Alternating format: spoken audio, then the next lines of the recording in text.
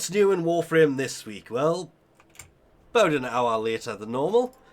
For the Archon hunt, it is Archon Burrell with an Azura Archon shard, so Sabotage, followed by Excavation. Take on Burrell for the chance to get an Azura Archon shard, or a Tau Forged one if you're really lucky. Bird 3 will also be selling an Azura Archon shard. For normal Duviri circuit, your choice of frame parts this week are Saren's parts, Vorban's parts, or... I was going to say something completely wrong there. Nova's parts. For Steel Path Duviri circuit, your choice of Incarn and Genesis devices are between the Lex, Magister, Boltor, Bronco, or Ceramic Dagger.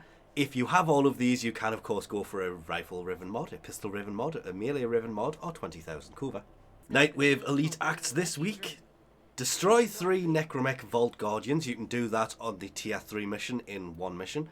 And complete 4 Halls of Ascension on Lure.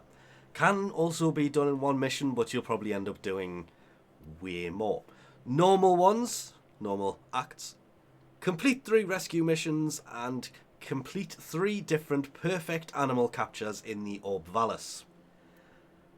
Perfect ones, eh? Oh, that's a shame. I was hoping for one of the new helmets to be there. There is obviously the usual, lots of different helmets.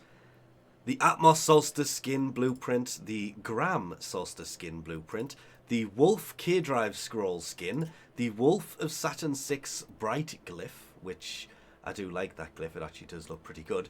Loot Detector Aura, we have EMP Aura, Range Advantage for the Dual Wielding Jagara, Enemy Radar Aura, Deadly Maneuvers for the Magnus, Rifle Amp Aura, the Sobex Clip Delegation. The Jules Zorin Daggerak Skin Blueprint, the Karak Desert Camo Skin Blueprint, we have the Saturn 6 Scene for Capturer, the Glassmaker Emblem, Grohl's Thumper Floof, Grohl's Pobla Floof, the Falcor Shock Camo Skin Blueprint, there it goes.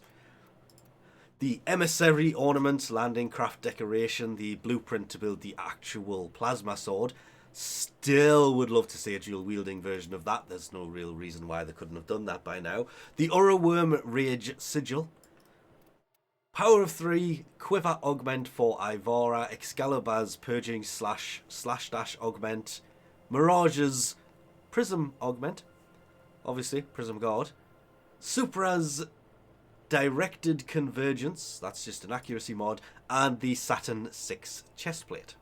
Pre-built, not a blueprint.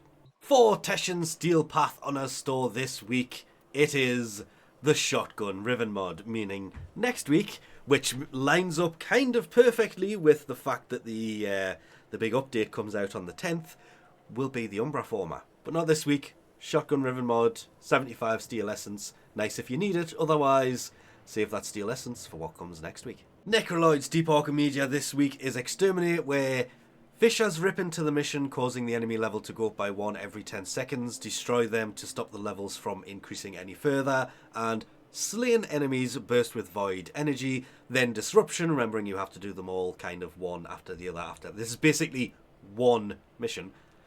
Enemies can target and destroy the conduits, and rupturing fragments replace shuffling fragments, ending with alchemy, where amphors will inflict the associated elemental damage while being carried, so ice will freeze you, fire will burn you, toxin will toxin you, electrical will electrocute you. And rogue culverns equip weapons that deal 5 times damage to Overguard and Necromechs. Oh, that could actually be slightly problematic. For Temporal Archimedia, it is Exterminate, where enemies take 95% less damage from non-weak point hits, and all supply crates are replaced with explosive barrels. That's... wow, you evils. Then defense, stage defense. Flare creates a field that disrupts players' abilities while draining energy to boost Flare's health. Flare slowly loses health if no players are in range. Can't stress this one enough. It's defense mission. Stay near him to defend him. And enemies take 95% less damage from non-heavy weapon Grav-Mag weapons, eh? Enemies will drop heavy ammo packs, and the timer has basically been reduced to 5 seconds if you do run out of ammo. And ending with Hell Scrub against the Tech Rot. Tech Rot enemies attempt to melee attack the Hell Scrubbers, bursting on contact, and increasing scrubber contamination by 33%, so keep them away from it. Allies within 4 meters of slain enemies gain plus 25% fire rate at a cost of 50% ammo efficiency.